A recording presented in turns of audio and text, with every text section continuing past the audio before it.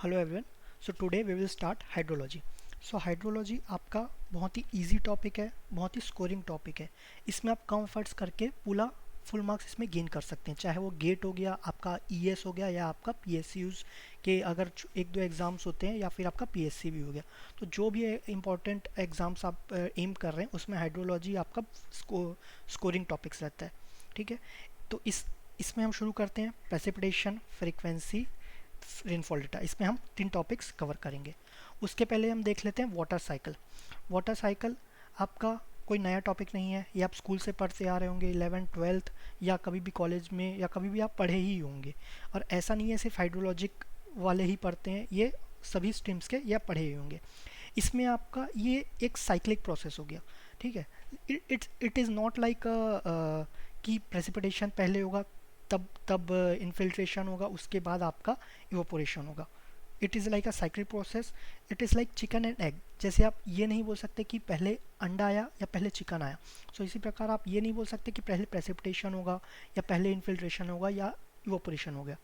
ये सभी पैरामीटर्स हैं, जैसे ट्रांसपिरेशन हो गया, सरफेस फ्लो हो गया, सब सरफेस फ्लो हो गया, ये सभी पैरामीटर्स हैं एक दूसरे के ऊपर इंटरडिपेंडेंट होते हैं। जितने भी पैरामीटर्स हैं हम ब्रीफ में आगे और डिस्कस कर लेंगे, लेकिन आपका जो इम्पोर्टेंट पैरामीटर्स हो गया वो आपका इवोपोरेशन रहता है, प्रेसिपिटेशन रहता है, और आपका इन्फिल्ट्रेशन रहता है।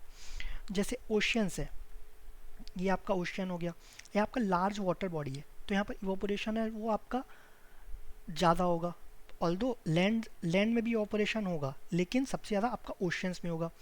ओशन से इवोपोरेट होकर पानी आपका अपर एटमॉस्फेयर में गया, वहाँ पर आपका कंडेंस हुआ, क्लाउड बना। ये मैं फास्ट जा रहा हूँ क्योंकि ये बिल्कुल नया टॉपिक नहीं है। तो क्लाउड बना थ्रू विंड, ये आपका ट्रैवल करेगा, आपका लैंड में ट्रैवल करा, वहाँ पर प्रेसिपिटेट किया, प्रेसिपिटेट करके आपका लैंड में आया। अब यहाँ पर लैंड में आया तो बहुत सारे लॉसेज होंगे। एक लॉस हो गया आपका इन्फिल्ट्रेशन, एक हो गया ट्रांसपिरेशन। ट्रांसपिरेशन हम आगे देखेंगे क्या होता है। तो इन्फिल्ट्रेशन आपका सॉइल में चले गया। अब यहाँ पर सॉइल में पहुँच के ये आपका सरफेस फ्लो होके ये आपका ओशन में पहुँच गया, और कुछ बिना इन्फिल्ट्रेट होके ये आपका थ्रू सरफेस ही फ्लो के आपका ओशन में मर्ज हो गया। सो इसी प्रकार आपका ये साइक्लिक प्रोसेस है, एक दूसरे के ऊपर इंटरडिपेंडेंट है। ठीक है, तो अब सभी पैरामीटर्स पे हम डिस्कस करेंगे। फर्स्ट पैरामीटर है आपका प्रेसिपिटेशन। सो आज हम प्रेसिपिटेशन के ऊपर ज़्यादा फोकस करेंगे। सो प्रेसिपिटेशन क्या होता है, ठीक है, इंपॉर्टेंट है। प्रेसिपिटेशन कई लोग कंफ्यूज हो जाते हैं, जो कि रेनफॉल और प्रेसिपिटेशन में हम डिफरेंस नहीं कर पाते। तो प्रेसिपिटेशन क्या हो गया, all forms of water that reach the earth from atmosphere.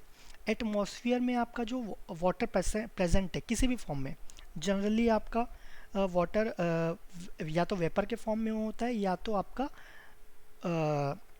Liquid के फॉर्म में होता है। तो ऑल्दो आइस के फॉर्म में भी होता है, लेकिन जो मेजोरिटी ऑफ द पोर्शंस है वो आपका या तो लिक्विड फॉर्म में होता है या तो आपका वेपर फॉर्म में होता है।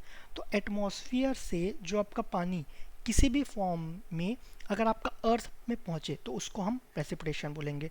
मतलब आपका रेनफॉल भी हो गया, उसमें पानी के रूप में भी पहुँचे, गैस के रूप में भी पहुँचे, या तो आइस के रूप में पहुँचे, ये किसी भी प्रकार से पहुँचे उसको प्रेसिपिटेशन बोलेंगे। ठीक है, तो ध्यान रखना, प्रेसिपिटेशन अलग है, रेनफॉल अलग है। रेनफॉल, प्रेसिपिटेशन का टाइप हो गया आपका रेनफॉल, तो आप रेनफॉल को प्रेसिपिटेशन नहीं बोल सकते, ये ध्यान रखना। ठीक है, अब इसका हम थोड़ा फिजिक्स में देख लेते हैं। सपोज आपका एक ये आपका कैचमेंट सरफेस हुआ। अब कैचमेंट सरफेस क्या हुआ वो देख लेते हैं।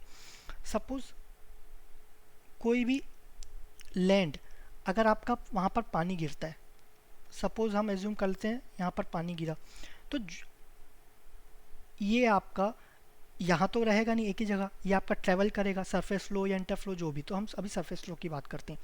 तो यहाँ पर सभी पानी बह के ये अलग अलग कंड्यूट्स बनाएंगे, रिवर्स बनाएंगे, ये फ्लो करेंगे, और फ्लो होके किसी एक पॉइंट में आके ये आपका आउटलेट रहेगा।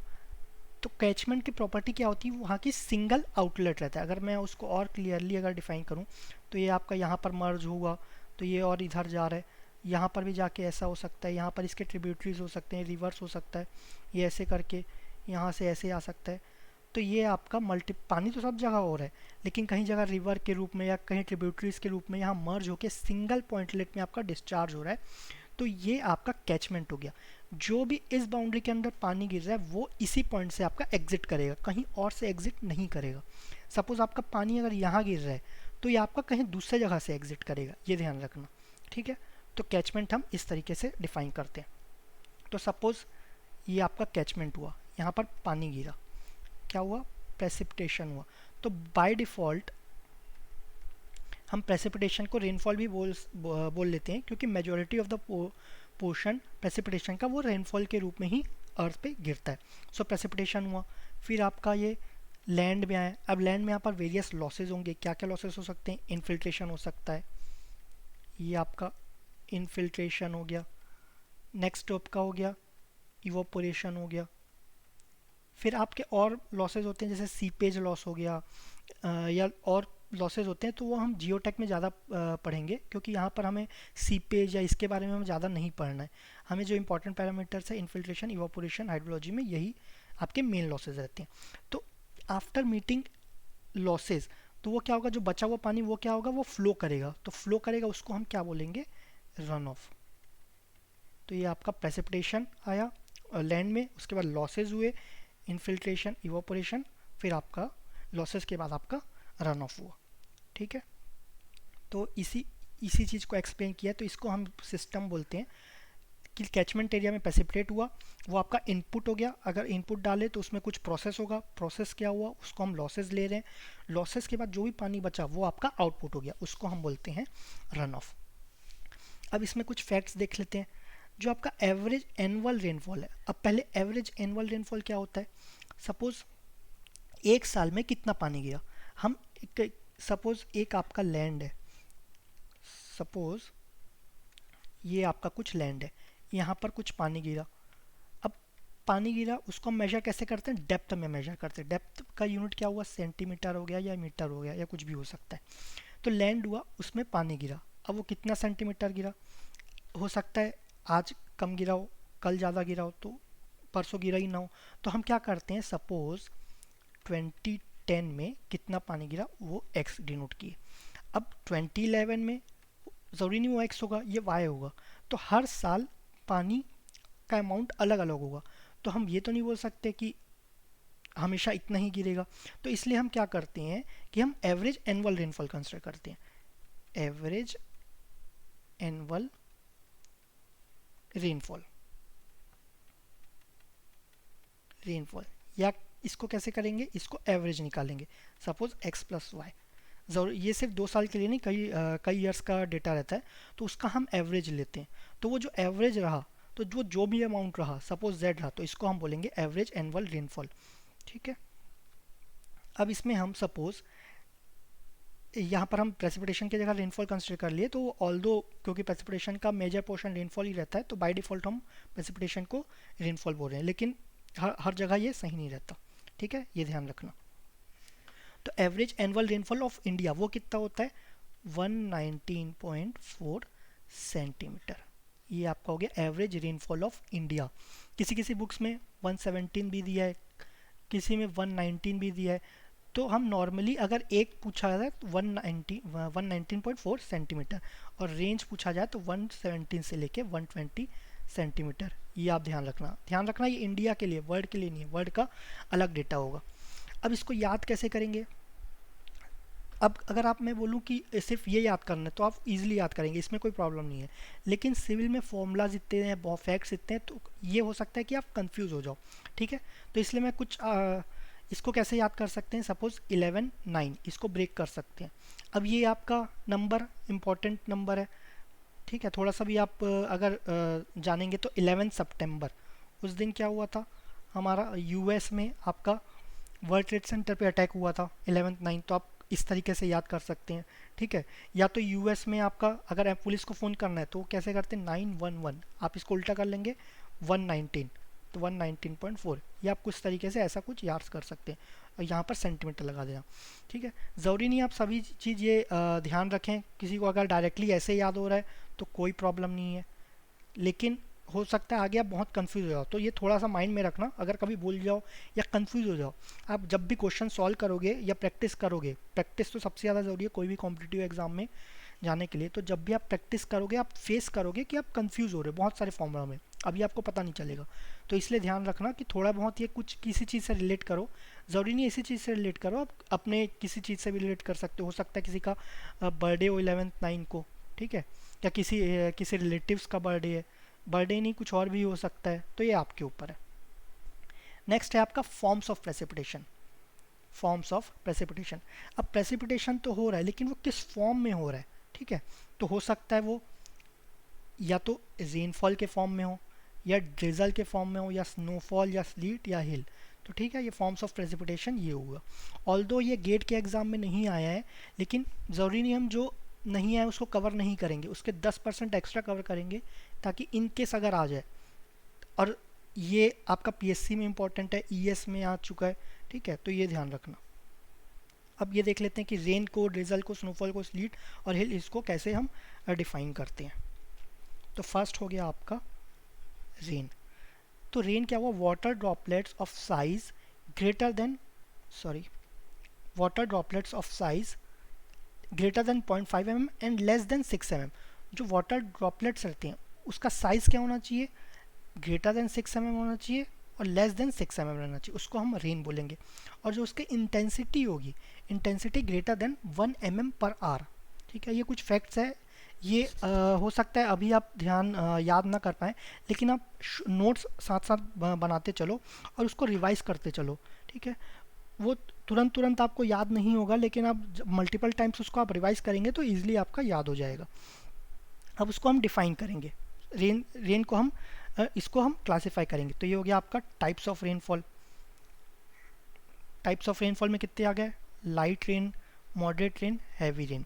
ध्यान रखना हम अभी ये जो रेन है, ड्रिजल है, स्नोफॉल है, स्लीट है, हेल है, ये आपका फॉर्म्स ऑफ प्रेसिपिटेशन है, ये आपका टाइप्स ऑफ रेनफॉल है, दोनों में कंफ्यूज मत होना। अभी आगे और टाइप्स ऑफ प्रेसिपिटेशन भी आएगा तो उसको हम अलग देखेंगे। तो ध्यान रखना टाइप्स ऑफ रेनफॉल पूछा जाए तो आपके 3 टाइप्स हो, लाइट रेनफॉल, मॉडरेट रेनफॉल और हैवी रेनफॉल, ठीक है। अब रेन तो हमें पता है कि इन दोनों के बीच रहेगा तो वो रेन हो गया।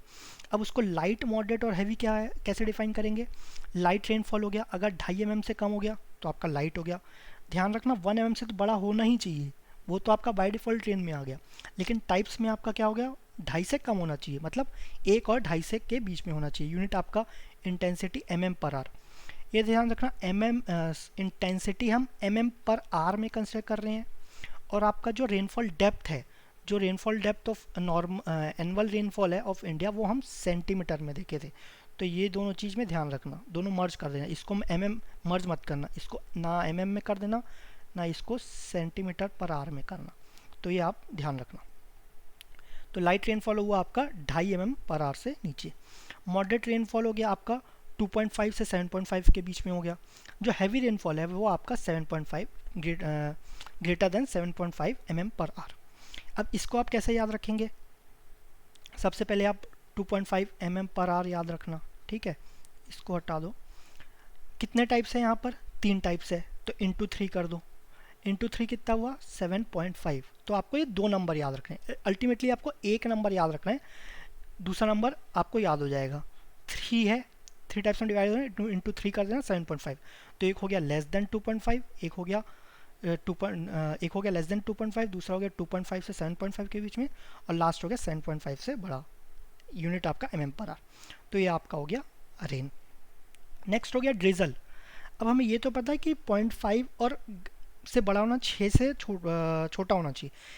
अगर क्या हुआ, अगर 0.5 से छोटा होगा, अगर तो 0.5 से छोटा होगा तो हम इसे ड्रिजल बोलेंगे। फाइन स्प्रिंकल रहता है और साइज़ हो गया आपका 0.5 से कम हो गया, जिसका इंटेंसिटी नॉर्मली आपका जो साइज़ कम हो जाएगा तो ऑब्वियसली इंटेंसिटी भी कम हो जाएगा। तो इंटेंसिटी लेस देन 1 mm पर आर। अगेन इंटेंसिटी mm पर आर में ध्यान रखना।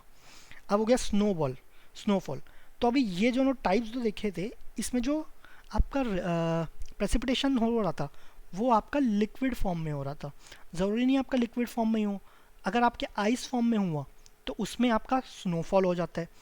उसमें क्या क्राइटेरिया होगा, फाइन क्रिस्टल होगा और साइज आपका लेस देन 1 mm होगा, ठीक है। अब अगर आइस में हुआ तो एक तो हो गया, अगर लेस देन 1 mm तो उसका स्नोफॉल होगा, ग्रेटर देन 1 mm तो क्या हो जाएगा, वो आपका हेल हो जाएगा। जो आपका ओले रहते हैं तो वो आपका हेल हो गया। Ice crystal of large irregular size, normally ये इंडिया में नहीं होता। लास्ट आपका बचा स्लीट। स्लीट क्या हुआ, जो एटमॉस्फेयर से अगर जो पानी गिर रहा है वो एटमॉस्फेयर में ही जम जाए तो उसको हम स्लीट बोलेंगे। तो रेन विच फ्रोज ड्यूरिंग इट्स मोशन, तो उसका जो साइज़ क्या होता है 1 to 5 mm रहता है। ठीक है, यहाँ ध्यान रखना ये साइज़ में चल रहा है, अभी ये डाया जो भी है यहाँ पर में चल रहा है, जो डेप्थ था साइज़ आपका में चल रहा है जो डाया था। ठीक है, सेंटीमीटर में क्या था आपका डेप्थ था, जो आपका इंटेंसिटी है स्मॉल आई से भी लिखते हैं, इंटेंसिटी आपका mm/r में है। ठीक है, आप रिपीट करोगे तो आपका ये इजीली आपको याद हो जाएगा। ठीक है, ज़्यादा इतना स्ट्रेस नहीं लेना इसमें कि इतने सारे फैक्ट्स हैं, अभी आगे आपका बहुत सारे फैक्ट्स आएंगे। तो ये ज़रूरी है कि आप हर टॉपिक को रिवाइज करते जाएं और आपका शॉर्ट्स नोट्स आप इसमें बनाते जाएं। नोट्स इंपॉर्टेंट है प्लस आपका फॉर्मूलाज इंपॉर्टेंट है, तो आप 2 नोट्स बनाओ। एक में तो जो भी इंपॉर्टेंट है आप ये पूरा कॉपी करो, अपने हाथ से लिखो, अपने हाथ से लिखोगे तो ज़्यादा बेटर रहेगा। फिर दूसरा आपका फॉर्मूलाज, क्योंकि गेट जो इम्पोर्टेंट जो गेट पेपर है वो आपका फॉर्मूला पे ज़्यादा क्वेश्चंस पूछते हैं, तो फॉर्मूला भी इम्पॉर्टेंट है। तो दूसरा नोट्स बनाओ जिसमें आपका फॉर्मूलाज रहेंगे। अब ये हो गया आपका टाइप्स, सॉरी ये आपका हो गया फॉर्म्स ऑफ प्रेसिपिटेशन। अब इसमें एक है ये जो ड्यू है, ये ड्यू आपका फॉर्म्स ऑफ प्रेसिपिटेशन में नहीं आता। ड्यू क्या होता है, ड्यूरिंग डे टेम्परेचर हाई रहता है, टेम्परेचर हाई के कारण इवापोरेट हो जाता है, तो जो मॉइस्चर रहता है वो एटमॉस्फेयर लैंड सरफेस के पास में एक्यूमुलेट, सपोज ये लैंड सरफेस है तो यहाँ आपका एटमॉस्फेयर यहाँ आपका सॉरी मॉइस्चर आपका यहाँ पर प्रेजेंट रहेगा। जैसी रात होता है तो टेम्परेचर गिर जाता है, तो ये कंडेंस हो जाता है, कंडेंस होके क्या नीचे यहाँ पर गिर जाता है, तो उसी को हम ओस बोलते हैं या ड्यू बोलते हैं। तो जब भी आप मैच, अगर आप क्रिकेट मैच फॉलो करते होंगे तो जो ड्यू है वो हमेशा रात को गिरता है। ठीक है, रात को ग्राउंड में जहाँ घास रहते हैं वहाँ पर जमा हो जाता है। तो वो क्यों होता है, वो इसलिए आपका जो मॉइस्चर प्रेजेंट रहता है वो कंडेंस हो जाता है और वहाँ पर नीचे रात को वो जमा हो जाता है, तो वो आपका प्रेसिपिटेशन फॉर्म्स ऑफ प्रेसिपिटेशन में नहीं आता, ये ध्यान रखना। नेक्स्ट है आपका नेक्स्ट है आपका टाइप्स ऑफ प्रेसिपिटेशन। एक था फॉर्म्स ऑफ प्रेसिपिटेशन, दूसरा टाइप्स ऑफ प्रेसिपिटेशन। अब कई बार इसमें कंफ्यूज हो जाते हैं, तो इसमें आप याद कैसे कर सकते हो। ठीक है, तो पिछला था फॉर्म्स, फॉर्म्स में क्या था फॉर्म्स, इसमें क्या था आपका रेन था, स्नो था, स्लीट, और क्या था इसमें हेल, और एक था ड्रिजल। तो प्रेसिपिटेशन में इस फॉर्म से नीचे गिर रहा है, लेकिन ये हमें पता नहीं ना, या तो रेन से भी गिर सकता है, स्नो से भी गिर सकता है, स्लेट से भी, हेल से भी, ड्रिजल से, तो हमें पता नहीं किस फॉर्म से गिर रहा है, मतलब ये टेम्प्रेरी है। आप एक लाइन सुने होंगे क्रिकेट में, form is temporary and class is permanent, मतलब फॉर्म इज टेम्प्रेरी, तो जो भी टेम्प्रेरी चीज़ है वो आपके फॉर्म में आ गए। ठीक है, ज़रूरी नहीं इसी तरीके से याद रखो, ये एक तरीका है, अगर आप कंफ्यूज हो तो इससे आप ध्यान रख सकते हो। तो जो भी टेम्प्रेरी चीज़ है वो आपके फॉर्म में आ गए। ठीक है, और जो भी जो आपका टेम्परेरी नहीं है वो आपके प्रेसिपिटेशन टाइप्स में आ गए। तो टाइप्स ऑफ प्रेसिपिटेशन देखते हैं। टाइप्स ऑफ प्रेसिपिटेशन में आ गया convective precipitation, orographic, frontal and cyclonic. एक एक करके देखते हैं। पहले हम देखते हैं कन्वेक्टिव प्रेसिपिटेशन। कन्वेक्टिव प्रेसिपिटेशन क्या होता है, गर्मियों में आप हमेशा देखे होंगे कि जब भी शुरुआत होती है गर्मियों में अचानक से आपका तेज़ बारिश होता है, तो वो क्यों होता है, ड्यू टू कन्वेक्टिव प्रेसिपिटेशन होता है। अब वो क्यों होता है, जब भी गर्मी होगा तो आपका जो एयर का टेम्परेचर है वो बढ़ जाएगा, तो वहाँ पर जो भी मॉइस्चर प्रेजेंट रहते हैं वो ऊपर जाएंगे। अब वो ऊपर क्यों जाएंगे, आपका ये आइडियल गैस लॉ पढ़े होंगे आप, P V is equal to N R T. इसको हम क्या लिख सकते हैं, P is equal to N by V into R T. N by V क्या होता है हमारा, एन बाई वी हमारा होता है डेंसिटी, तो P is equal to rho R T. तो इसको हम क्या लिख सकते हैं, density is inversely proportional to temperature लिख सकते हैं। मतलब क्या हो रहा है, अगर टेम्परेचर बढ़ेगा तो डेंसिटी कम हो जाएगा। तो जैसी गर्मियों में टेम्परेचर बढ़ा डेंसिटी कम हो गया, डेंसिटी कम हो गया मतलब क्या हो गया, वो ठंडा हो गया, ठंडा हो गया तो क्या हो गया, ऊपर चले जाएगा। तो जो भी मॉइस्चर प्रेजेंट है वो आपका ऊपर जा रहा है, ऊपर जाके क्या हो जाएगा, वो कंडेंस हो जाएगा, कंडेंस हुआ तो क्लाउड के फॉर्म में आ जाएगा, फिर क्लाउड के फॉर्म में हो गया तो प्रेसिपिटेट होगा। तो इसीलिए जो समर में पहला जो प्रेसिपिटेशन होता है एक दो बार, उसको हम, वो किसके कारण होता है, वो आपका कन्वेक्टिव प्रेसिपिटेशन के कारण होता है। ठीक है। दूसरा आपका ओरोग्राफिक प्रेसिपिटेशन, नॉर्मली ये हिली रीजन्स में होता है। तो वो क्या होता है, जो सरफेस के पास जो मॉइस्चर रहता है तो वो ट्रैवल करता है, वो तो जब भी हिली रीजन में आता है वो हिल के कारण वो ऊपर चले जाता है। तो ऊपर गया, अगेन ऊपर गया तो वो ठंड कंडेंस होगा, कंडेंस हो गया तो क्लाउड फॉर्म करेगा, क्लाउड फॉर्म हो गया तो प्रेसिपिटेट होगा। देखो लॉजिक दोनों में सेम है, कन्वेक्टिव में भी ओरोग्राफिक में भी। जो भी मॉइस्चर है वो ऊपर जा रहा है, अब वो कैसे जा रहा है, अलग अलग टाइप से जा रहा है, तो उसी को हम अलग अलग टाइप दे दिए हैं। कन्वेक्टिव में टेम्परेचर के कारण ऊपर जा रहा है, ओरोग्राफिक में हिल के कारण ऊपर जा रहा है। अभी आप नोटिस किया होगी कि ये हिल के कारण इसी साइड सिर्फ क्लाउड फॉर्म हो रहा है, इस साइड क्लाउड फॉर्म नहीं हो रहा है। इस साइड क्लाउड फॉर्म नहीं हो रहा है तो यहाँ पर प्रेसिपिटेशन नहीं होगा। तो ये हम बोलते हैं विंडवर्ड। विंडवर्ड में आपका प्रेसिपिटेशन यहाँ ज़्यादा होता है, लीवर्ड में आपका प्रेसिपिटेशन नहीं होता, सॉरी। तो आप हिमालयन रीजन्स में देखेंगे कि आपका जो प्रेसिपिटेशन होता है नॉर्मली आपका ड्यू टू ओरोग्राफिक प्रेसिपिटेशन होता है। नेक्स्ट हो गया आपका फ्रंटल प्रेसिपिटेशन, सॉरी, नेक्स्ट आपका हो गया फ्रंटल प्रेसिपिटेशन। इसको समझने के लिए देखते हैं, सपोज ये रेलवे ट्रैक्स है, इसमें एक ट्रेन जा रहा है और सामने आप खड़े हो। आप अभी यहाँ पर सिर्फ खड़े हो, आप हो रेस्ट पे और ट्रेन ट्रैवल कर रहा है वी वेलोसिटी से। तो ट्रेन ट्रैवल कर रहा है और आप खड़े हो, तो ट्रेन को तो कोई डैमेज नहीं होगा, वो तो अपने रूट पे एज इट इज़ चले जाएगा। लेकिन आप क्या हो जाएगा, आप कहीं हो सकता है इधर फेंका जाओ या इधर फेंका जाओ, ठीक है, मतलब आप डिस्प्लेस हो जाओगे।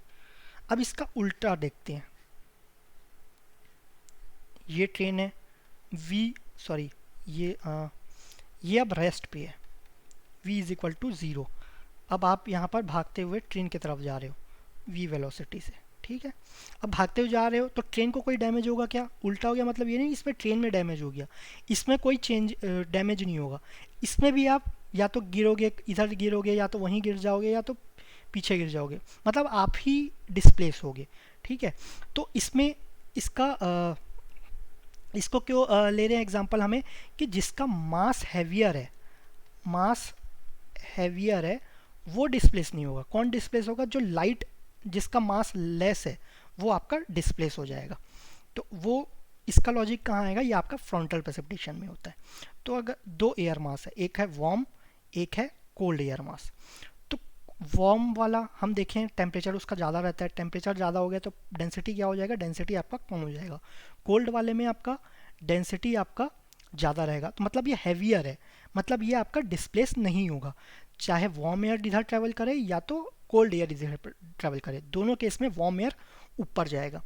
वार्म एयर ऊपर गया, अगेन सेम लॉजिक, ऊपर गया कंडेंस होगा, कंडेंस हुआ क्लाउड फॉर्म करेगा, क्लाउड फॉर्म हो गया नीचे आपका प्रेसिपिटेट करेगा, ठीक है। तो ये आपका फ्रंटल प्रेसिपिटेशन में आ गया। अब इसको दो हैं, ये आप इतना फोकस नहीं करोगे तो भी चलेगा। वार्म एयर फ्रंटल प्रेसिपिटेशन, अगर वार्म एयर ट्रैवल कर रहा है कोल्ड की तरफ तो वार्म एयर फ्रंटल प्रेसिपिटेशन हो गया। कोल्ड एयर में कोल्ड एयर ट्रैवल कर रहा है तो कोल्ड एयर फ्रंटल प्रेसिपिटेशन हो गया। ये इतना इंपॉर्टेंट नहीं है, ये किसी में नहीं पूछते, तो आप इसको स्किप भी कर सकते हो। अब आपका जो लास्ट है वो आपका साइक्लोनिक प्रेसिपिटेशन में होता है, ठीक है। ड्यू टू प्रेशर डिफरेंस होता है। इसमें आप सुने होंगे जो साइक्लोन्स रहते हैं उसके अंदर क्या है, लो रीजन रहते हैं, लो प्रेशर रीजन रहते हैं।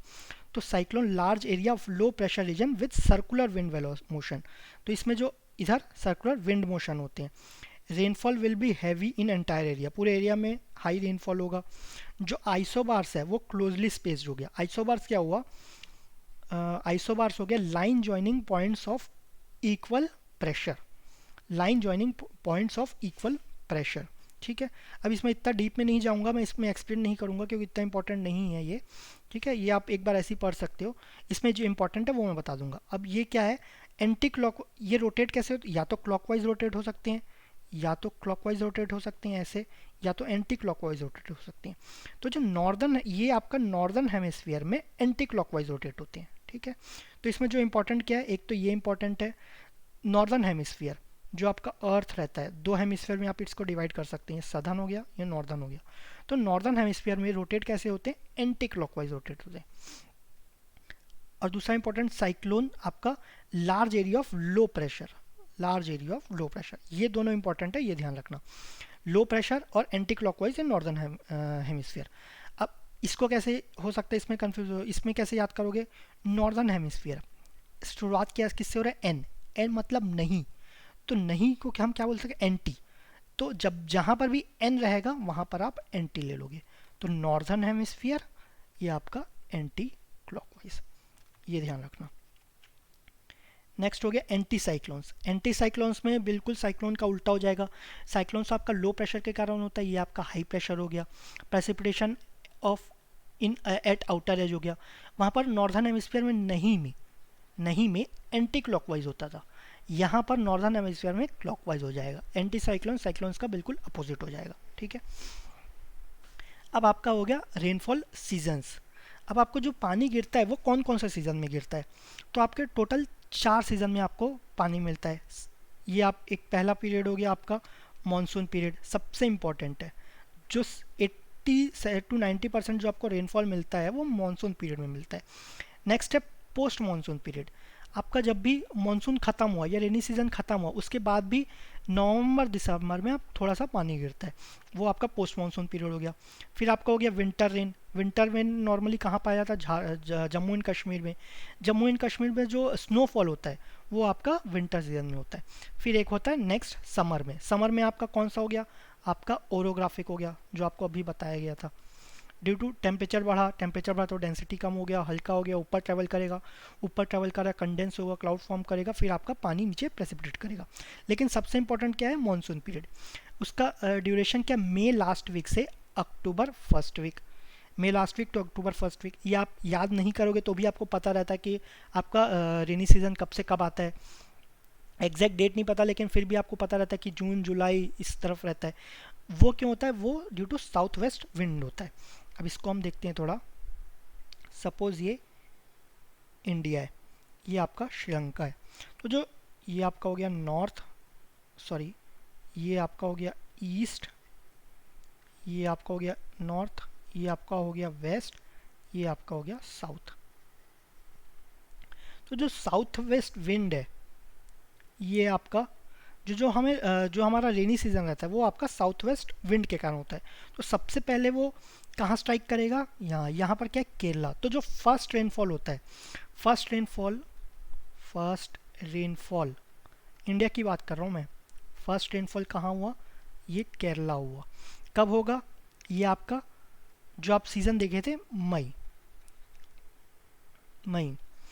तो यहाँ आपका केरला में हुआ। सो यहाँ से कुछ आधा हिस्सा इधर जाएगा, आधा हिस्सा इधर ट्रेवल करके यहाँ का इम्पैक्ट करेगा, ये हुआ आपका असम, ठीक है। तो जब भी केरला में स्ट्राइक किया आपका साउथ वेस्ट मानसून भी बोलते हैं क्योंकि साउथ वेस्ट विंड से साउथ वेस्ट डायरेक्शन से आपका विंड ट्रेवल करके आता है। तो जब भी केरला में स्ट्राइक हुआ उससे हम प्रिडिक्ट कर सकते हैं कि बाकी रीजन्स में कब कब रेनफॉल हो गया।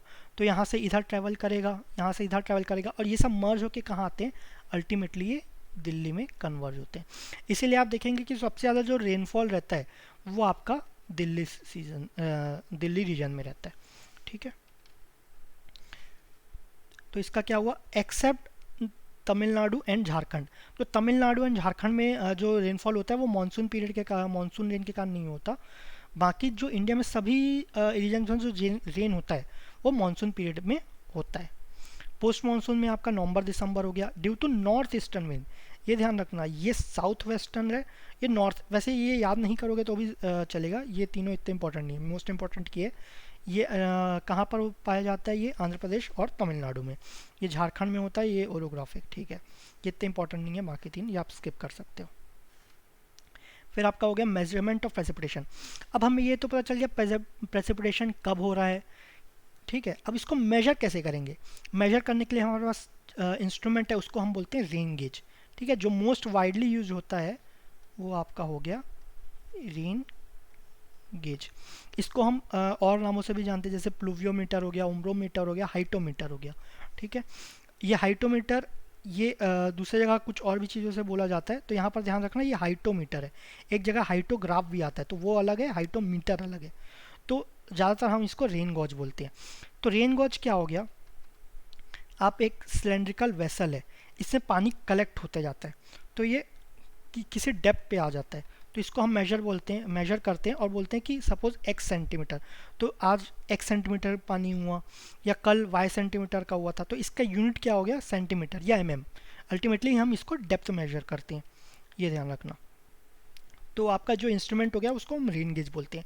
अब दो तरीके से हम रेन गेज को डिफाइन कर देते हैं, non recording type, recording type.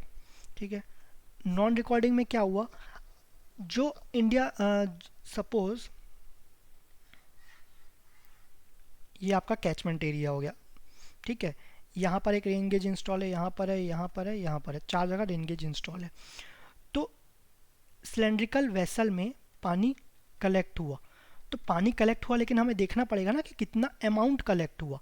तो अगर हम इसको फिजिकली जाके चेक कर रहे हैं तो ये आपका हो गया नॉन रिकॉर्डिंग। अगर फिजिकली जा रहे हैं तो नॉन रिकॉर्डिंग, अगर ऑटोमेटिकली रिकॉर्ड हो रहा है तो ये हम बोलेंगे रिकॉर्डिंग। ऑब्वियसली हम रिकॉर्डिंग प्रीफर करेंगे, रिकॉर्डिंग में हमें कुछ चेक नहीं करना पड़ रहा है। प्लस नॉन रिकॉर्डिंग में हो सकता है किसी दिन हम जा नहीं पाए, किसी भी कारण से जा नहीं रहे हैं, तो आपका हो सकता है कि खुद से मेजर कर रहे हैं तो हो सकता है कि एक हम या तो ऊपर ले लें या तो नीचे ले लें, कुछ भी हो सकता है। तो इससे हम इसका एक्यूरेसी जो है, एक्यूरेसी वो इतना नहीं रहता, ये आपका हाईली एक्यूरेट रहता है।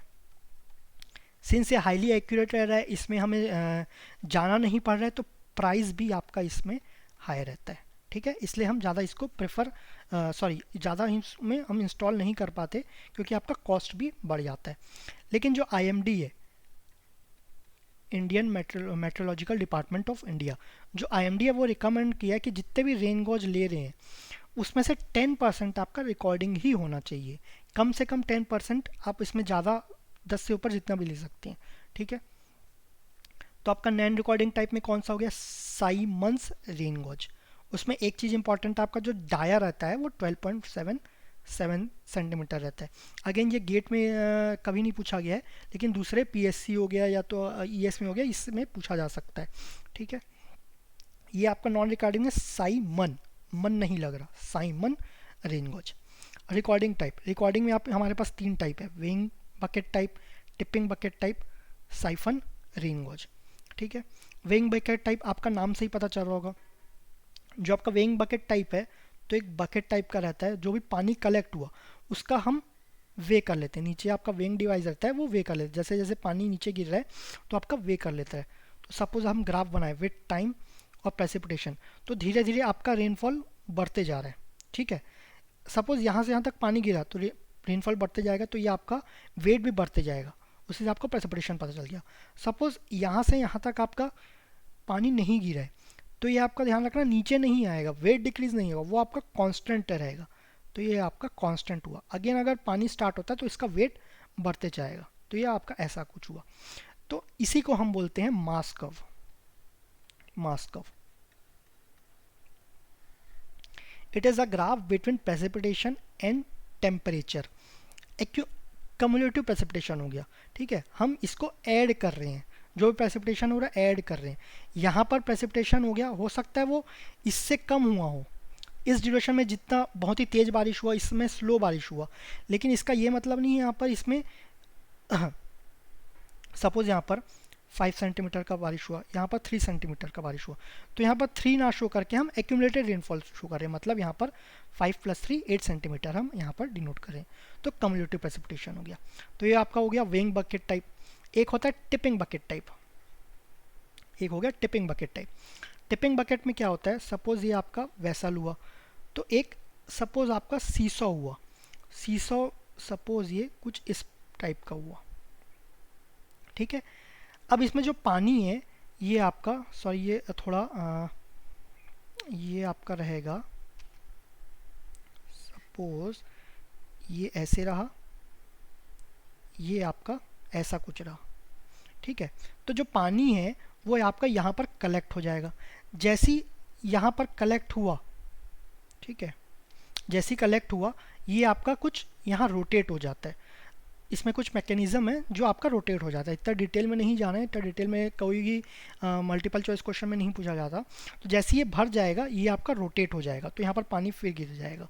ठीक है, तो अब जो खाली वाला है वो आपका वापस यहाँ पर खाली हो जाएगा, यहाँ पर रोटेट होकर जो भरा हुआ है वो नीचे चले जाएगा और खाली वाला ऊपर आ जाएगा। फिर वहाँ पर पानी भरेगा, फिर जो भर जाएगा वेट ज़्यादा हो जाएगा, फिर वो नीचे चले जाएगा। तो ये ऐसे आपका रोटेट होते जाएगा। अब इसमें आपको एक कैपेसिटी पता रहता है कि कितने कैपेसिटी का है। तो अगर आपको पता है कि आपका 10 बार ये आपका प्रोसेस हुआ है, तो 10 इंटू जितना भी कैपेसिटी है, सपोज 0.25 कैपेसिटी है, 0.25 mm, तो ये आपका हो गया। उस दिन पानी कितना गिरा होगा, 2.5 सेंटीमीटर है तो यहाँ पर सेंटीमीटर मिलेंगे, तो 2.5 mm, तो ये आपका इतना प्रेसिपिटेशन होगा। ठीक है, उसका कैपेसिटी रहता है 0.25 mm। अब इसको कहाँ यूज़ करते हैं, ये आपका जहाँ पर हम रिमोट एरियाज हो, यहाँ जहाँ पर हम जा नहीं पाए, इनएक्सेसिबल एरियाज, वहाँ पर नॉर्मली हम टिपिंग बकेट टाइप यूज़ करते हैं। वेइंग बकेट को किस लिए यूज़ करते हैं, जो स्नोफॉल है और रेनफॉल है, क्योंकि हम इसमें वे कर रहे हैं, इसका वेट निकाल रहे हैं, तो ये स्नोफॉल और रेनफॉल में यूज़ होता है। अब हो गया, नेक्स्ट है आपका साइफन। ध्यान रखना ये साइमन है, मन नहीं लग रहा, साइमन वो नॉन रिकॉर्डिंग। रिकॉर्डिंग में होता है साइफन, साइफन्स रेनगॉज। ठीक है, ये आपका क्या है, float type rain gauge. Float type rain gauge, float से ही समझ में आ रहा होगा, बकेट है, इसमें अगर इसमें आपका लीवर है, एक फुटबॉल है, फुटबॉल से यहाँ पर पेन रहता है, पेन रहता है। तो जैसे जैसे पानी बढ़ते जाएगा, पानी का लेवल बढ़ते जाएगा, ये ऊपर आते जाएगा, ये ऊपर आते जाएगा, तो ये आपका जो रोटेटिंग ड्रम है, रोटेटिंग ड्रम, उसमें आपका ये लाइन मार्क्स करते जाएगा। ठीक है, तो ये आपका जैसे जैसे हाइट ऊपर आते जाएगा, ये नीचे आते जाएगा, यहाँ पर ये लाइन ड्रॉ करेगा, तो इससे हमें पता चल जाएगा कि आपका कितना रेनफॉल हो रहा है। ठीक है, ये तीनों में आपका सबसे जो फैक्ट्स याद करना है, साइमन नॉन रिकॉर्डिंग 12.57 सेंटीमीटर का डाया रहता है। जो वेइंग टाइप है स्नोफॉल और रेनफॉल के लिए यूज़ होता है। ठीक है, ऑल्दो ये कभी गेट में नहीं पूछा गया, ये ध्यान रखना, मैं रिपीट कर रहा हूँ, लेकिन पीएससी ईएस ये सब में पूछा जा सकता है। टिपिंग बकेट टाइप, उसका कैपेसिटी क्या होता है, 0.25 रहता है। जो साइफन रहता है वो फ्लोट टाइप रेनगॉज। ठीक है, फ्लोट टाइप रेनगॉज भी उसको बोलते हैं। नेक्स्ट है आपका डेंसिटी ऑफ रेनगॉज। अब आपको पता चल गया कि हम मेजर किससे करते हैं, आपका हम रेनगॉज से मेजर करते हैं। फिर रेनगॉज कैसे कितने टाइप के होते हैं, recording non recording, recording non recording अलग से क्लासीफाई किए हैं। ठीक है, अब आईएमडी ने ये भी रिकमेंड किया है कि जो आपका 10% है वो आपका रिकॉर्डिंग टाइप होना चाहिए, 10% आपका रिकॉर्डिंग टाइप भी होना चाहिए। लेकिन हमें कितना, एक एरिया में कितना रेनगॉज है, हमें ये नहीं पता। ठीक है, तो उसको कैसे करेंगे, हमने पहले रीजन्स को अलग अलग क्लासीफाई कर दिए, plain and flat area, regions elevated about 1000 metre, sorry ये मीटर है, 1000 मीटर, और आपका माउंटेनस एंड हिली रीजन। तो इसमें अलग अलग रीजन्स में डिफाइन कर दिया है पूरे इंडिया को। तो प्लेन एंड फ्लैट एरिया में आपका एक रेनगॉज होना चाहिए 520 किलोमीटर स्क्वायर एरिया में। फिर आपका रीजन अबाउ जो 1000 मीटर है वहाँ पर 260 to 390 किलोमीटर स्क्वायर होना चाहिए। इतने एरिया में कम से कम एक रेनगेज तो होना ही चाहिए। और माउंटेन एंड हिली रीजन्स में 130 किलोमीटर स्क्वायर में एक कम से कम एक रेनगेज होना चाहिए। इससे हमें क्या पता चला है, जो माउंटेन है वहाँ पर हमें कम रीजन में ज़्यादा रेनगेज चाहिए। सपोज हम दो जगह 520 का लें, प्लेन एंड, ये suppose plain and flat area, ये माउंटेनस एरिया है, तो यहाँ पर सिर्फ एक यूज़ होगा। यहाँ पर कितना होगा, यहाँ पर आपका 4 हो जाएगा। अब इसको याद कैसे करें, इसको याद करने के लिए आपको 13 का टेबल आना चाहिए। 13 का टेबल आपको अप टू 4 आना चाहिए, कम से कम अप टू 4 तक तो आना ही चाहिए। ठीक है, अप टू 4 तक। 13 1 ज़ा 13, तो ये आपका 130 हो गया। 13 इंटू 2 ये आपका 260 हो गया। इंटू 10 ऑब्वियसली ये तो समझ ही गए होगे। 13 इंटू 3 आपका 390 हो गया। 13 इंटू 4 520 हो गया। ठीक है, तो इससे आप इजीली इसको क्लासीफाई कर लोगे। अब कभी कभी ये भी कंफ्यूज हो सकते हैं कि प्लेन्स एंड फ्लैट एरिया में 520 था कि 130 था। ठीक है, तो अब इसमें क्या करेंगे, सपोज माउंटेन एरिया है, तो माउंटेन एरिया है ऊपर रहता है, वहाँ पर फैसिलिटीज़ बहुत कम रहती है। फैसिलिटीज़ कम रहेगा मतलब क्वालिटी ऑफ एजुकेशन भी कम रहेगा। तो क्वालिटी ऑफ एजुकेशन कम है तो वो सिर्फ 13 इंटू 1 तक ही याद कर पाएगा, तो इसलिए आपका ये 130 किलोमीटर स्क्वायर। अब जैसे ही आपका रीजन एलिवेटेड अबाउट 1000 मीटर पहुँचोगे, फैसिलिटी थोड़ा सा बढ़ जाएगा, थोड़ा सा ही बढ़ेगा, ज़्यादा नहीं बढ़ेगा, इसलिए 13 इंटू 2 और 13 इंटू 3। अब जो प्लेन एंड फ्लैट एरियाज है प्लेन एंड फ्लैट एरियाज़ है उसमें फैसिलिटीज सबसे ज़्यादा होंगे, तो क्वालिटी ऑफ एजुकेशन सबसे अच्छा होगा, तो 13x4 तक भी याद कर सकता है। तो इस तरीके से आप ये याद कर सकते हैं। उसके आगे का अगर आपको आता है तो वो आपका काम यहाँ पर यूज़ में नहीं आएगा, ठीक है। तो आप इस तरीके से आप थोड़ा इसमें याद कर सकते हैं। अगर आप किसी को ऐसे ही याद हो रहा है तो इसकी कोई ज़रूरत नहीं है, लेकिन कभी कंफ्यूज हो जाओ तो ये आपका ध्यान रख सकता है, इससे आपको ध्यान आ जाएगा। अब जो रेन गेज स्टेशन है वो कहाँ होने चाहिए, फ्लैट ग्राउंड में होना चाहिए, टेढ़ा नहीं होना चाहिए। सॉरी, अगर फ्लैट नहीं होगा, टेढ़े ग्राउंड में होगा तो कंटेनर भी टेढ़ा हो जाएगा। ओपन टू स्काई होना चाहिए। अगर उसके ऊपर पेड़ है या तो कोई बिल्डिंग है तो पानी या तो पहुंचेगा ही नहीं, या तो कुछ ऑब्स्ट्रक्शन से पहुंचेगा, जिससे हमें एक्चुअल जो प्रेसिपिटेशन है वो पता नहीं चल पाएगा। मिनिमम एरिया है 5.5 इंटू 5.5 मीटर होना चाहिए। ये आप याद नहीं करोगे ये सब तो भी चलेगा। Minimum clearance area between tall trees and building should be 2h और 30 मीटर। ये क्या हो रहा है, सपोज ये रेन गेज है, ये एक बिल्डिंग है, बिल्डिंग का हाइट h है, तो जो डिस्टेंस है या तो 30 मीटर या तो 2h, दोनों से जो मैक्सिमम है कम से कम उतना होना चाहिए। क्यों? क्योंकि रेनफॉल ज़रूरी नहीं कि हमेशा ऐसे गिरे, हो सकता है टेढ़ा भी गिर सकता है, तो इससे ऑब्स्ट्रक्शन ना हो। तो ज़्यादा बड़ा होगा, सॉरी, अगर डिस्टेंस कम होगा तो आपका ये ऑब्स्ट्रक्ट कर सकता है, ठीक है। ज़्यादा बड़ा होगा तो हाइट बढ़ जाएगा, हाइट बढ़ेगा तो ये वाला डिस्टेंस भी बढ़ जाएगा। तो दोनों का जो मैक्सिमम है हमें वो कंसिडर करना है, तो 2h या 30 मीटर। अब ये तो पता चल गया कि हमें प्रेसिपिटेशन मेजर किससे करेंगे, रेन गॉज से मेजर करेंगे। रेन गॉज कितने टाइप की होती हैं, नॉन रिकॉर्डिंग, रिकॉर्डिंग हो गया। कितने 10% आपका रिकॉर्डिंग होना चाहिए, कम से कम 10% रिकॉर्डिंग होना चाहिए। कितने एरिया में कितना रेन गॉज होना चाहिए ये भी हमें IMD ने रिकमेंड कर दिया, लेकिन ज़रूरी नहीं हम इतना हमेशा कर पाएँ। तो क्या बोला कि हमें ऑप्टिमम नंबर ऑफ अगर रेन गॉज निकालना है, optimum number with respect to error, with respect to error मतलब परसेंटेज एरर, तो इसमें हमें ऑप्टिमम नंबर क्या होगा इसको हम देखते हैं। सपोज ये आपका कैचमेंट हो गया। अब इसमें बोल रहा है ये ऐसा कैचमेंट है जहाँ पर रेनफॉल डेटा का इतना ज़्यादा ज़रूरत तो है, लेकिन अगर कम प्रिसाइज भी होगा तो भी चलेगा। कम प्रिसाइज मतलब जो एरर है अगर थोड़ा ज़्यादा भी होगा तो भी चलेगा। तो ज़्यादा होगा तो हमें, अगर यहाँ ज़्यादा है मतलब इंपॉर्टेंस नहीं है, मतलब हम कम रेन गॉज भी अगर इसमें लगाएं तो भी चलेगा। तो इसलिए क्या होता है, जो नंबर ऑफ रेन गेज रहता है वो इन्वर्सली प्रोपोर्शनल हो गया, इन्वर्सली प्रोपोर्शनल हो गया। इसका फॉर्मूला आता है n/cv whole square, n/cv whole square where n is inversely proportional to e, ठीक है। तो ये इसका फॉर्मूला हो गया, n/cv n is equal to cv/e whole square. ये अगर जब हम सॉल्व करेंगे तो और अच्छे से पता चलेगा। तो where e is equal to percent error in percentage, जो cv है वो आपका 100 sigma by p bar, 100 sigma by p bar. p bar क्या हो गया, एवरेज प्रेसिपिटेशन, एवरेज प्रेसिपिटेशन, और जो सिग्मा हो गया, सिग्मा आपका हो गया स्टैंडर्ड डेविएशन ऑफ प्रेसिपिटेशन। इस ये तो आपको पता ही होगा, ये इसका फॉर्मूला हो गया, root of sigma pi by p bar, ये p बार है, इसको मैं लिख देता हूँ अलग से, sigma is equal to root of, sorry, square root of sigma pi minus p bar का होल स्क्वायर बाय n-1।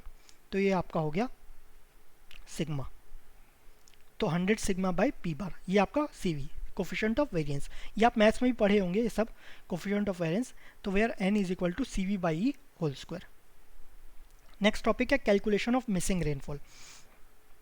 तो अभी तक हम रेन गॉज के बारे में पूरा कंप्लीट कर चुके हैं, तो नेक्स्ट है हमारा कैलकुलेशन ऑफ मिसिंग रेनफॉल। इसको समझते हैं हम। सपोज ये आपका कैचमेंट हो गया, यहाँ पर एक रेन गेज है, यहाँ थर्ड, यहाँ sorry first second third fourth, ये आपका 4 रेन गेज स्टेशन है। हो सकता है कि कोई एक स्टेशन का रेन गेज खराब हो गया हो, तो उसका हमें, सॉरी, उसका हमें वैल्यू नहीं पता कि यहाँ पर कितना रेनफॉल हुआ है। अगर इसको हमें इसका जानना है तो इसके 3 मेथड्स हैं, सॉरी 2 मेथड्स है। मिसिंग रेनफॉल्स निकालने के लिए आपका 2 मेथड्स है।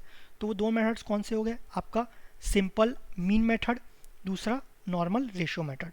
तो सिंपल मीन मेथड में आप क्या करेंगे, अब दोनों का क्राइटेरिया है कि कब कौन सा यूज़ कर सकते हैं। तो हम ये देखते हैं 1 2 3 4, तो 4 जगह है सबका। एक तो सपोज हम 2010 में प्रेसिपिटेशन P1 पता है, P2 पता है और हमें P3 पता है, P4 जो है वो हमें पता नहीं है, ठीक है। अब दूसरा क्या हो गया, अब इसको निकालने कौन सा मेथड यूज़ करें, उसके लिए हमें क्या देखना पड़ेगा कि इसका हमें जो नॉर्मल एवरेज प्रेसिपिटेशन हो गया, जो नॉर्मल प्रेसिपिटेशन हो गया वो हम देखते हैं। ये आपका N1, N2, N3, N4 हो गया। अब जो नॉर्मल प्रेसिपिटेशन हो गया वो क्या होता है वो हम देख लेते हैं। नॉर्मल प्रेसिपिटेशन, सो जो नॉर्मल प्रेसिपिटेशन है, नॉर्मल एनुअल प्रेसिपिटेशन, सॉरी, जो N हो गया वो हो गया नॉर्मल एनुअल प्रेसिपिटेशन। सो ये क्या हो गया, average annual precipitation at a particular station based on 30 years of record. क्या मतलब हुआ कि 2010 है तो इसके पिछले 30 सालों का डेटा जो भी है एनुअल रेनफॉल, उसका जो हम एवरेज लेंगे तो वो नॉर्मल एनुअल प्रेसिपिटेशन हो गया। तो हमें ये चारों स्टेशन का नॉर्मल एनुअल प्रेसिपिटेशन हमें पता होगा। अब जैसे N4 का 2010 का हमें डेटा नहीं पता, तो हम क्या करेंगे, N4 तो हमें पता है तो N4 का हम रेंज निकालेंगे, इस एक रेंज निकालेंगे। तो N4 का प्लस माइनस 10% ऑफ N4 ये करेंगे, ठीक है। सपोज ये 100 है, N4 100 है, तो प्लस 10% ऑफ N4 क्या हो जाएगा, 10% ऑफ N4 हो गया आपका, जो ये वैल्यू है ये आपका हो गया 10। तो हम क्या करेंगे, 100 प्लस 10 और 100 माइनस 10, तो ये हो गया 90 to 110। आपका न्यूमेरिकल प्रॉब्लम में और इजीली अंदर समझ में आ जाएगा। तो 90 से 110, तो जो बाकी वैल्यूज़ N1, N2, N3 जो अगर इसके बीच में आती है तो हम कौन सा मेथड यूज़ करेंगे, हम सिंपल मीन मेथड करेंगे, क्योंकि सभी इसके अंडर आ रहे हैं तो हम जो सिंपल मीन मेथड है वो ले लेंगे। तो उसमें क्या हो जाएगा, Pn हो जाएगा P1 plus P2 plus P3 bye 3, क्योंकि यहाँ पर 4 स्टेशंस है, एक गेज का तो हमें पता नहीं, तो बाकी 3 का हम एवरेज ले लेंगे, तो बाकी 3 का एवरेज ले लेंगे। सपोज अब इसमें से जो इस रेंज में है, तीनों रेंज होना चाहिए, एक 95 हो गया, 98 हो गया, सपोज एक 100 हो गया, कोई भी अगर इससे बाहर आता है, सपोज एक भी अगर इसमें 89 हो गया, तो हम ये सिंपल मीन मेथड नहीं कंसिडर करेंगे, ठीक है। सपोज एक हो गया 88, एक हो गया 95, एक हो गया 105, तब हम सिंपल मीन मेथड यूज़ नहीं करेंगे। तब हम कौन सा मेथड यूज़ करेंगे, तब हम यूज़ करेंगे नॉर्मल रेशियो मेथड, ठीक है। अब इसका फॉर्मूला क्या हो जाएगा, Px बाई NX, जो स्टेशन का हमें रेनफॉल निकालना है डेट इज़ Px, उसका हम normal annual precipitation is equal to 1/m। अब m इसमें आपका 1/3 हो जाएगा। अगर आपका 4 स्टेशन है और एक स्टेशन का रेनफॉल नहीं पता, तो बाकी 3 स्टेशंस का जिसका रेनफॉल पता है वो आपका m हो जाएगा। Bracket P1 by N1 plus P2 by N2, sorry ये N2 हो गया। तो इस तरीके से हम ये निकाल लेंगे, ठीक है। आपका जब क्वेश्चन सॉल्व करेंगे तो और आपको और अच्छे से समझ में आ जाएगा। तो यहाँ पर कंफ्यूज मत होना, ये आपका सबसे पहले जो जिस भी स्टेशन में आपका जो वैल्यू नहीं पता, वहाँ पर हम लेंगे उसका normal annual precipitation.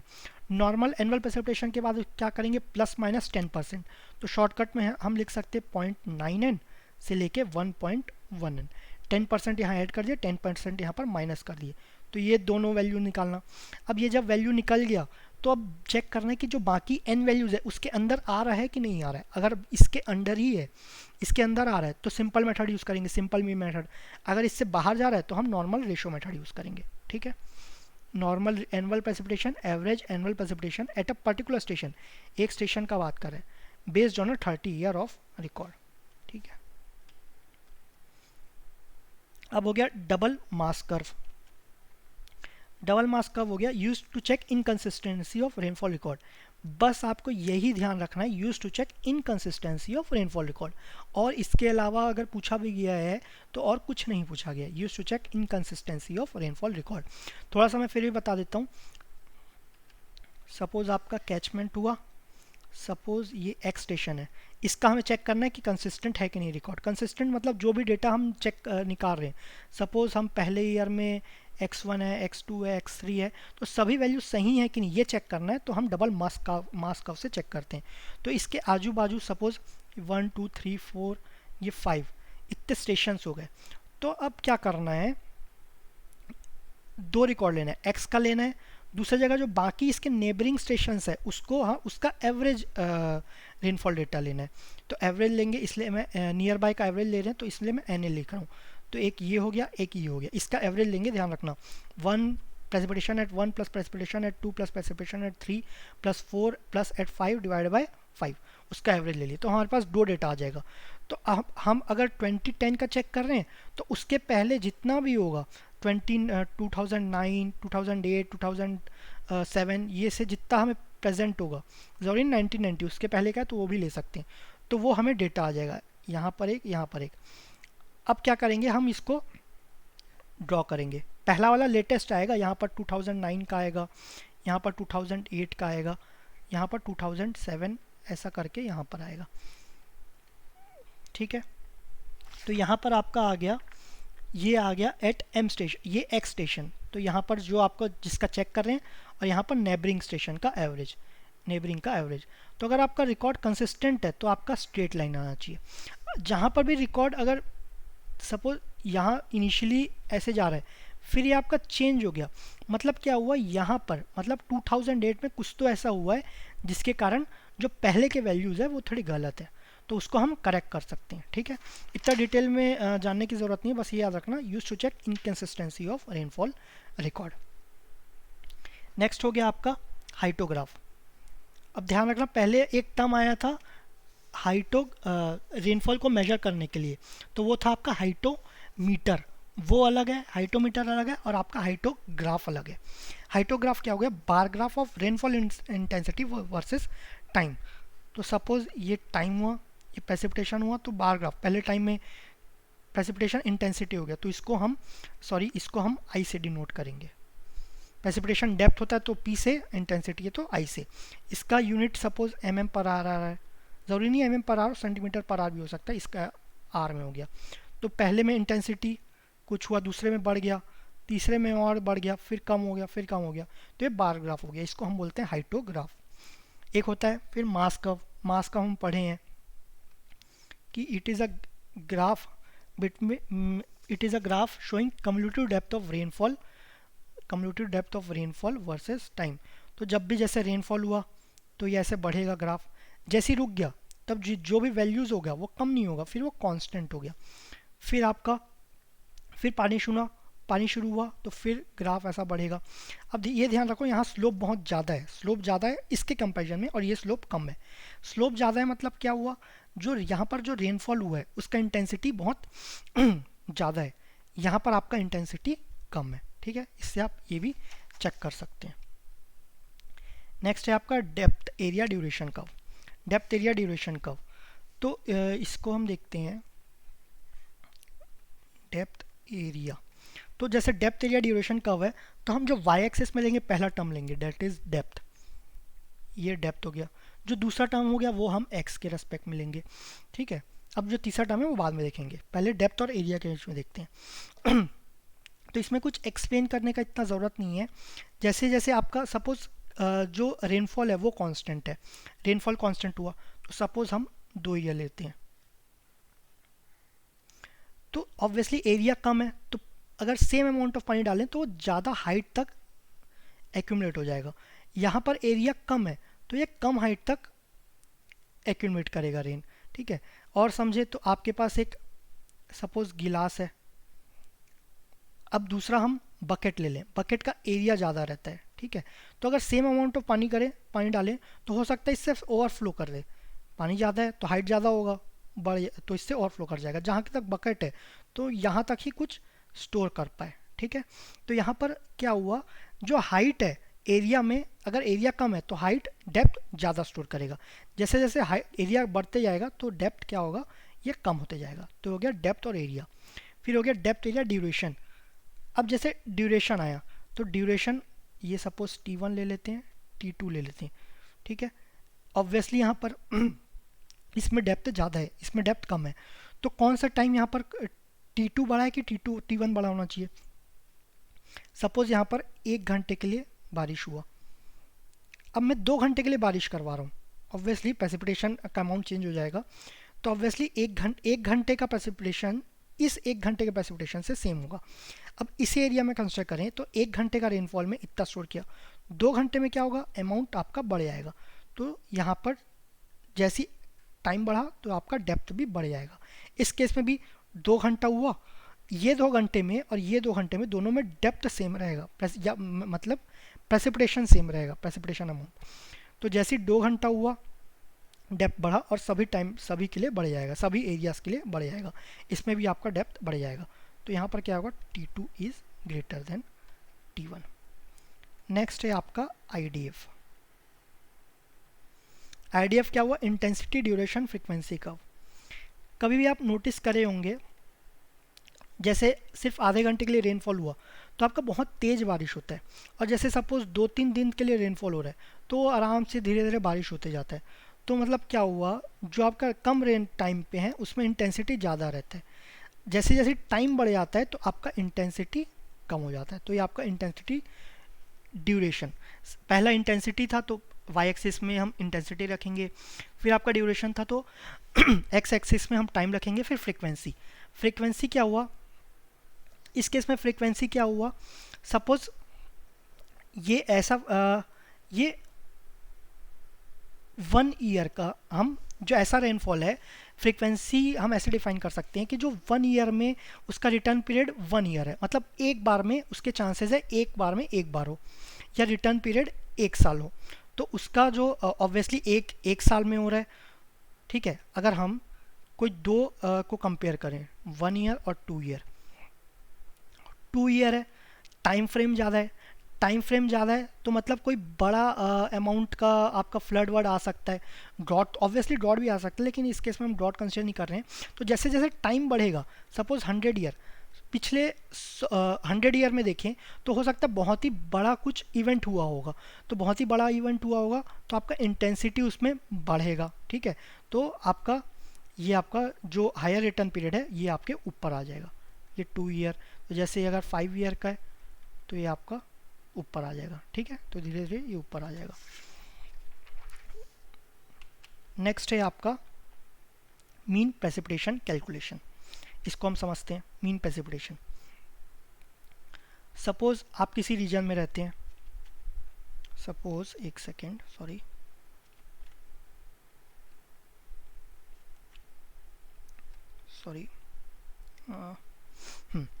Suppose mean precipitation. तो मीन प्रेसिपिटेशन क्या हुआ,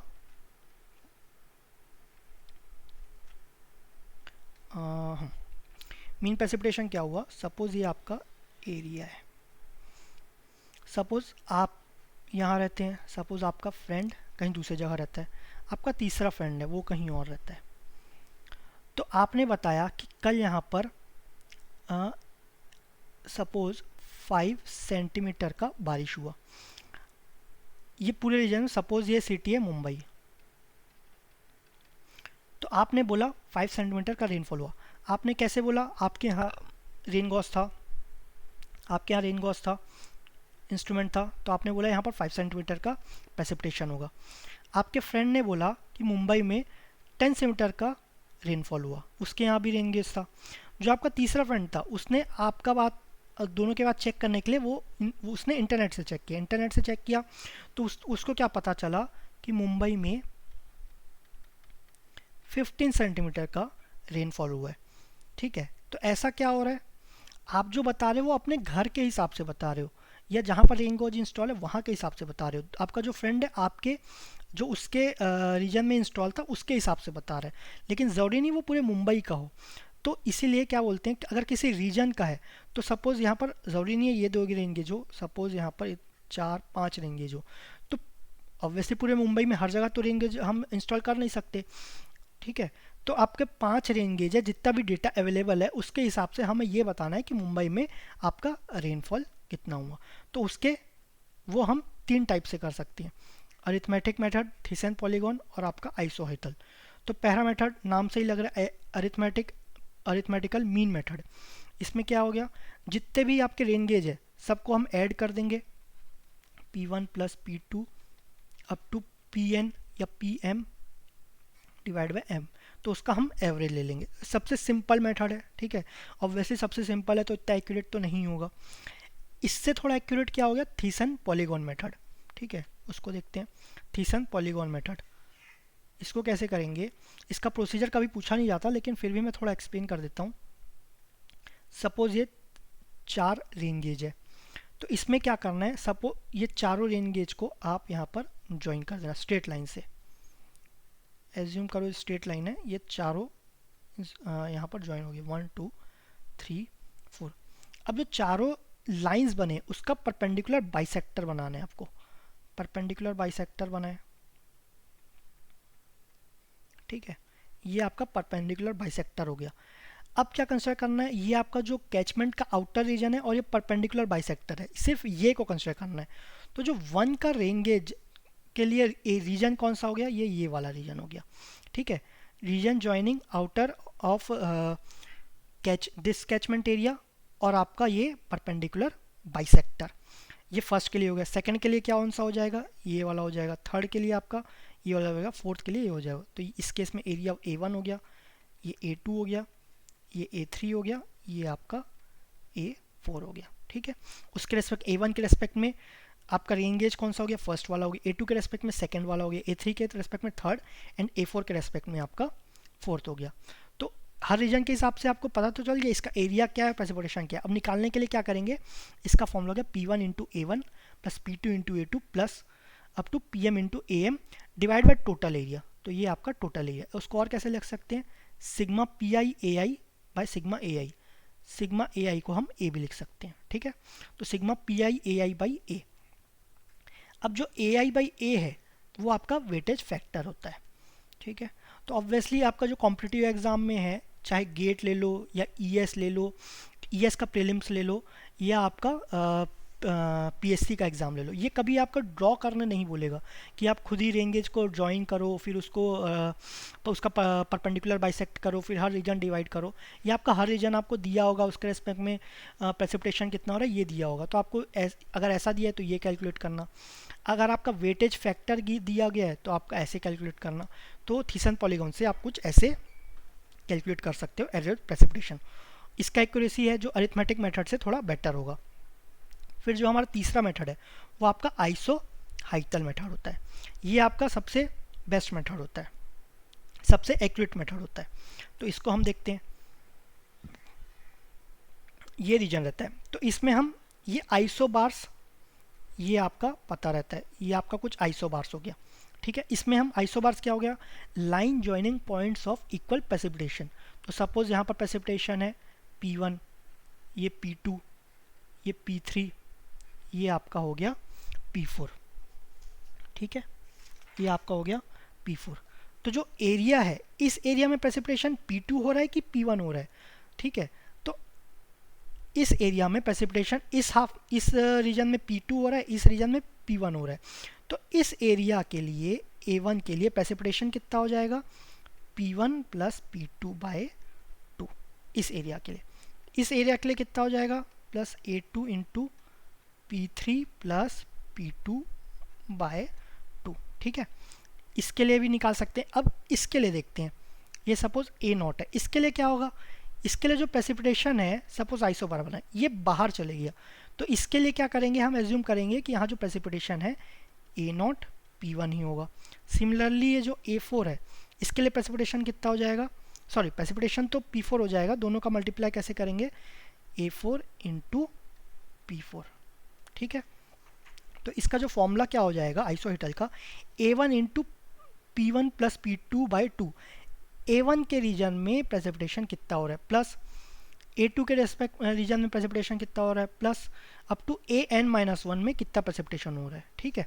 इसका डिवाइड बाय टोटल है, ठीक है। तो ये आपका आइसोहेटल मेथड हो गया।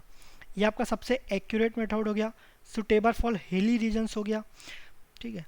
ये आपका आइसोहाइटल मेथड, आइसोहाइट्स यूज़ करते हैं। आइसोहाइट क्या हो गया, line joining points of equal rainfall.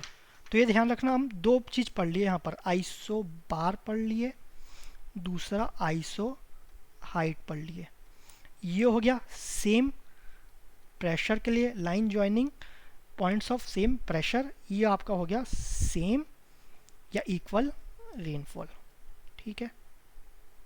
एक कंफ्यूजिंग टर्म और है, एक आपका हो गया हाइटोग्राफ था, हाइटोग्राफ था, वो क्या हो गया bar graph between intensity versus time. एक आपका था हाइटोमीटर, ठीक है, एक आपका था हाइटोमीटर। तो ये सब चीज़ थोड़ा ध्यान रखना, आगे जाके कंफ्यूजन ना हो। नेक्स्ट देखते हैं हमारा last topic, frequency of point rainfall and probability. तो सबसे पहले हम देखते हैं frequency. Frequency analysis is used to predict frequency analysis is used frequency analysis is used to predict the flow values corresponding to specific return periods or probabilities.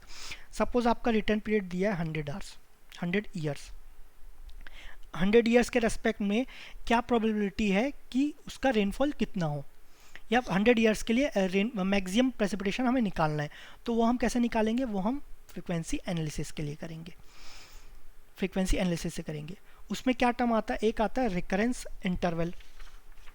Recurrence interval क्या होता है, average interval between occurrence of a magnitude equal to और greater than X. इसको थोड़ा देखते हैं।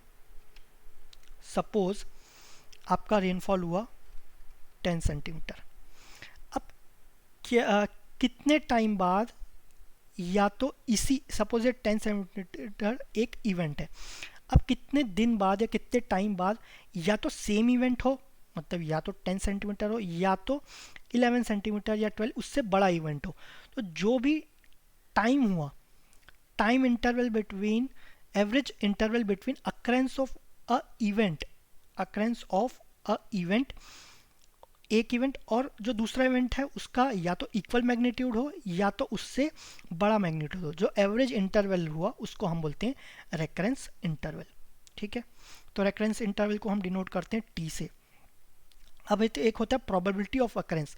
Suppose आपको पता है कि 100 ईयर्स का एक रेनफॉल है, 100 ईयर का रेनफॉल है कुछ सपोज x सेंटीमीटर, तो उसका प्रोबेबिलिटी क्या होगा, ऑब्वियसली 100 ईयर्स का बहुत बड़ा साल है, तो आपका जो रेनफॉल होगा वो अमाउंट भी बड़ा होगा, ये सब बड़ा है, तो प्रोबेबिलिटी ऑफ अकरेंस क्या होगा, ये कैपिटल पी है स्मॉल पी है, प्रोबेबिलिटी ऑफ अकरेंस हो गया वो बहुत कम हो जाएगा, तो वो क्या होता है इन्वर्सली प्रोपोर्शनल टू हो गया टी, ठीक है। जितना ज़्यादा टाइम पीरियड 100 साल, तो इसके होने के चांसेस कम हो जाएंगे, तो ये हो जाएगा 0.01। Suppose T is equal to 10 year है, तो पी इज इक्वल टू क्या हो जाएगा 1/10 डेट इज 0.1। तो probability of occurrence is inversely proportional to recurrence interval, ठीक है। अब रिकरेंस इंटरवल निकालने के लिए दो फॉर्मूला है, Weibull's formula, California formula. Weibull's formula होता है n+1/m where n is number of data, m क्या होता है rank assigned when arranged in decreasing order. इसको थोड़ा देखते हैं। सपोज आपका रेनफॉल डेटा है, पहला हो गया 5, 6, then 1, then again 5, then 8, then 10, then 1। तो ये आपका रेनफॉल डेटा है। तो सबसे पहले क्या करेंगे, हम इसको डिक्रीजिंग ऑर्डर में कर लेंगे, 10, 8, देन नेक्स्ट है आपका 6, देन 5, देन 5, देन 1, 1। आपके नंबर ऑफ डेटा पॉइंट्स कितने हैं 1, 2, 3, 4, 5, 6, 7, तो n इज इक्वल टू हो गया 7। अब इसको रैंक असाइन करना है, ये 1 हो गया, ये 2 हो गया, ये 3 हो गया, ये 4, ये अगेन 4, ध्यान रखना दोनों सेम है तो 4। अब क्योंकि दोनों सेम है तो एक छोड़ के करेंगे, ये 5, ये 5 सॉरी ये 6, ये हो गया 6, तो ये आपका रैंक असाइंड हो गया। तो कैलिफोर्निया फॉर्मूला का फॉर्मूला क्या है रिटर्न पीरियड के लिए, n+1 डिवाइड बाय m। तो इसको कैसे करेंगे, सपोज आपको 6 सेंटीमीटर जो रेनफॉल है उसका रिटर्न पीरियड जानना है, तो उसके लिए क्या करेंगे, उसके लिए n तो सबके लिए सेम है 7, उसके लिए m कितना हो गया 3 हो गया, तो इसके लिए 6 सेंटीमीटर के लिए रिटर्न पीरियड कितना हो जाएगा 7+1/3, तो ये हो गया आपका 8/3। सपोज हमको 1 के लिए निकालना है, तो 1 के लिए क्या हो जाएगा 7+1, n तो सेम है, रैंक क्या हो गया 6, तो ये हो गया 8/6।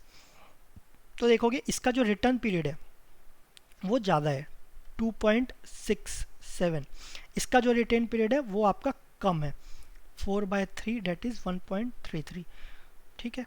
तो ऑब्वियसली कम अमाउंट का पानी है तो वो आपका हर जल्दी जल्दी आते जाएगा, रिटर्न पीरियड आपका कम होगा, ज़्यादा टाइम डिफरेंस नहीं होगा। लेकिन जो बहुत बड़ा अमाउंट है, जो एक्सट्रीम इवेंट रहता है, तो उसके में रिटर्न पीरियड या रेकरेंस इंटरवल वो ज़्यादा होगा। ठीक है, आपका probability of occurrence recurrence interval ज़्यादा है तो आपका जो प्रोबेबिलिटी ऑफ अकरेंस वो आपका कम हो जाएगा।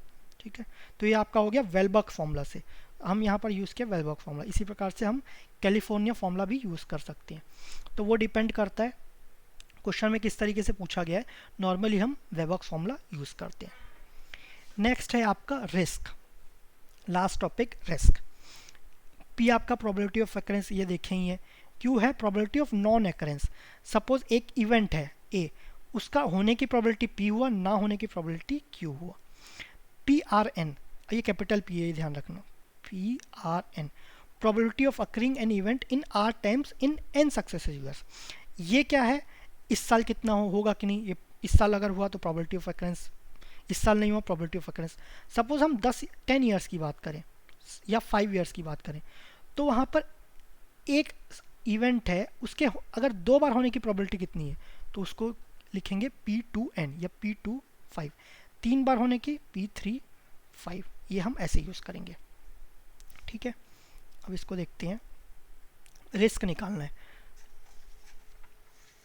तो सपोज N ईयर है आपके पास, N ईयर है, उसमें आपको प्रोबेबिलिटी निकालना है PRN। इवेंट है तो क्या प्रोबेबिलिटी है कि आर टाइम्स वहाँ पर एक इवेंट हुआ हो, तो इसको कैसे करेंगे, NCR P⁻R Q⁻N - R।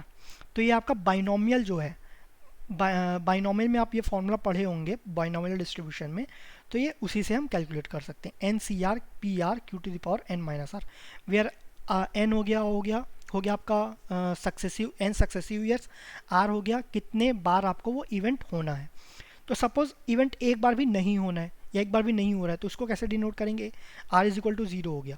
एक बार भी नहीं हो रहा है मतलब क्या हुआ, पहले ईयर नहीं हुआ, दूसरे ईयर भी नहीं हुआ, तीसरे ईयर भी नहीं हुआ, अप टू जो N ईयर है वहाँ पर नहीं हुआ। तो जब तीनों ये सबको मल्टीप्लाई करेंगे तो ये हो गया Q⁻N।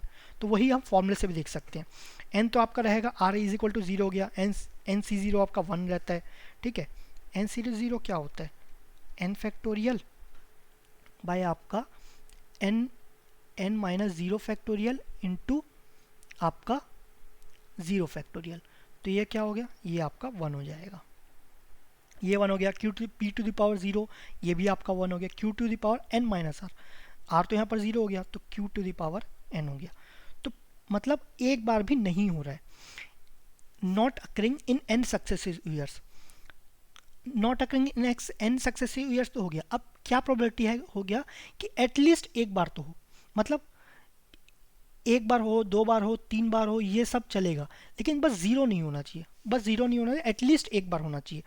तो उसको कैसे लिख सकते हैं हम, 1 - Q⁻N ये लिख सकते हैं, एटलीस्ट 0 ना हो, मतलब 1 2 या एटलीस्ट 1 तो हो ही। ठीक है, तो इसी को हम बोलते हैं रिस्क। तो इसमें हम इवेंट कौन सा करते हैं, जो जैसे जो ऐसा इवेंट है जिससे हमको बहुत बड़ा लॉस हो सकता है या फेलियर हो सकता है कोई स्ट्रक्चर का।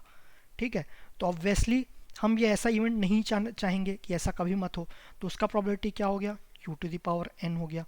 लेकिन ऐसा ज़रूरी तो नहीं ना कि हमेशा ऐसा ना हो, तो हो सकता है कि कभी भी N सक्सेसिव ईयर्स में एक बार भी हो सकता है, कम से कम एक बार हो या 2 बार हो, तो वो क्या हो जाएगा, हमारे रिस्क हो जाएगा। तो उसका फॉर्मूला क्या है, 1 - Q⁻N। ठीक है, तो ये हमें कैलकुलेट करना रहेगा, ये थोड़ा इंपॉर्टेंट है, ये आपका गेट में पूछा गया है। तो ये आपका रिस्क हो गया 1 - Q⁻N। ठीक है, थैंक्स। तो हमने यहाँ पर कवर कर लिया प्रेसिपिटेशन, फिर आपका रेनफॉल डेटा, और हमने कवर किया फ्रीक्वेंसी। तो नेक्स्ट क्लास में हम लेक्चर्स में इसके जो प्रीवियस ईयर क्वेश्चंस है वो डिस्कस करेंगे। Thank you very much.